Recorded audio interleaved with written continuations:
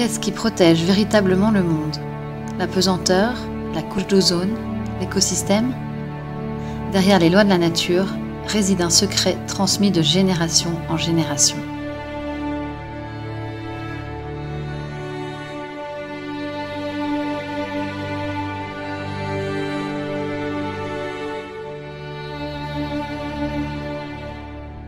Au Cheder de Taj Bar, la pureté est respirable, palpable.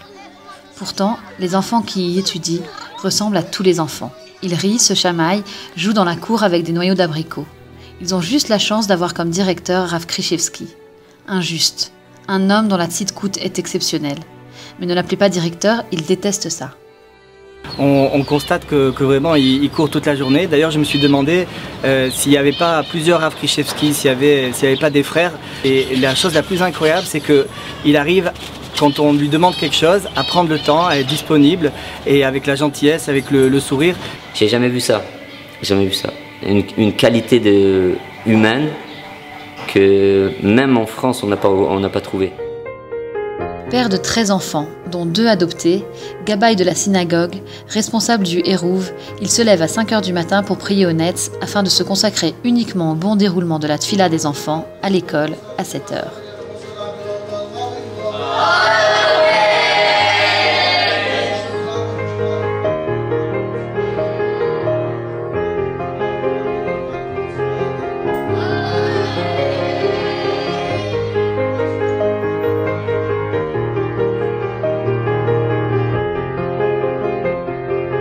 Tout son être est tourné comment aider l'autre, comment aider l'enfant, comment l'aider à progresser. C'est pas un gestionnaire de personnes, c'est un papa. C'est un papa, c'est un rav, c'est un maître, c'est un ami. Retour au Cheder. Depuis le début de la matinée, Rav Krichevski est interrompu sans cesse par un enfant qui s'est blessé, un autre qui veut appeler sa maman ou un troisième qui a une question urgente.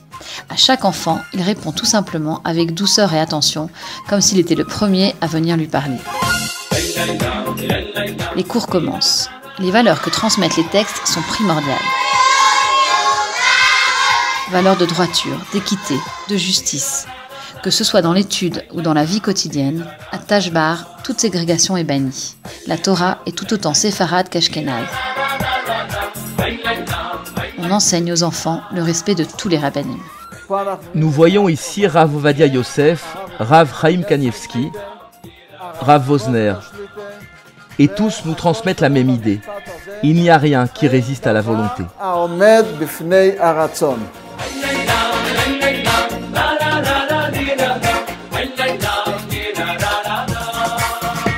Dans chaque classe, on a pour principe d'intégrer un enfant défavorisé. Il y a des enfants là-bas, ils n'ont même pas de sandwich pour venir. Donc on ne parle même pas de payer le cheder. Ils n'ont pas à manger. Ça, c'est un des actes de chesed que fait l'école, en dehors de son fonctionnement normal, quotidien, qui est de gérer tous ses enfants. Par souci d'équité, Rav Krichevski accepte beaucoup de Français, pourtant éloignés de son univers. Pour lui, seul compte la volonté et la bonne foi. On veut être tout quoi plus bien dans Torah.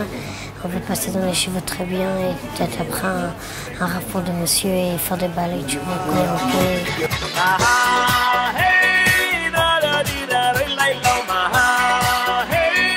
Les enfants sont très heureux, même si l'école manque d'infrastructures et d'équipements. Aujourd'hui, l'école est en danger et la mairie menace de la fermer. Il manque une vraie cour, des sanitaires modernes, une réfection générale. C'est la seule cour où les enfants peuvent jouer. C'est avec un toit et des murs. Et nous souhaitons que les enfants aient une vraie cour extérieure où ils peuvent prendre l'air.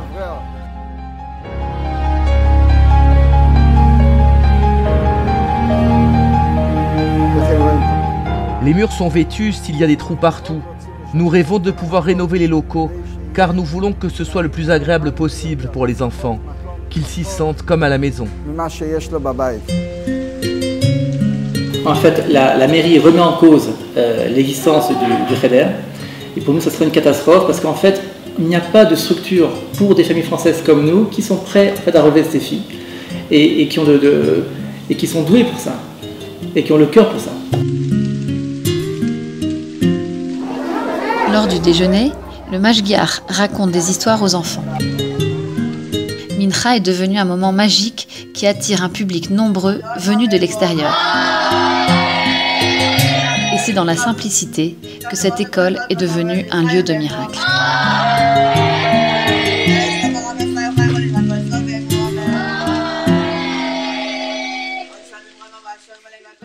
Qu'est-ce qui protège véritablement le monde? Les mères d'Israël connaissent le secret. Depuis des siècles, elles versent des larmes afin que leurs enfants prononcent les mots de la parole divine. Ces mots qui s'élèvent vers le ciel jusqu'au trône divin et qui protègent nos vies à travers le temps et l'espace.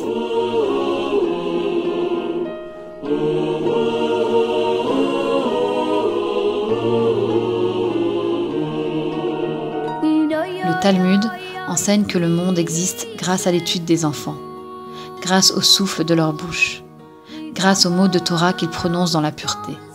Ils n'ont jamais fauté et seule leur Torah détient le pouvoir de maintenir la vie.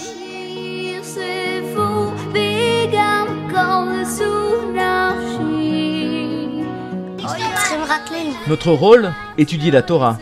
Et c'est sympa? Oui, parce qu'Hachem m'a dit de le faire. C'est dans ce petit coin du monde, sur une colline de Jérusalem, protégée des arbres centenaires d'Israël, portée dans le cœur des enfants, nichée dans les textes saints, que réside la lumière du monde.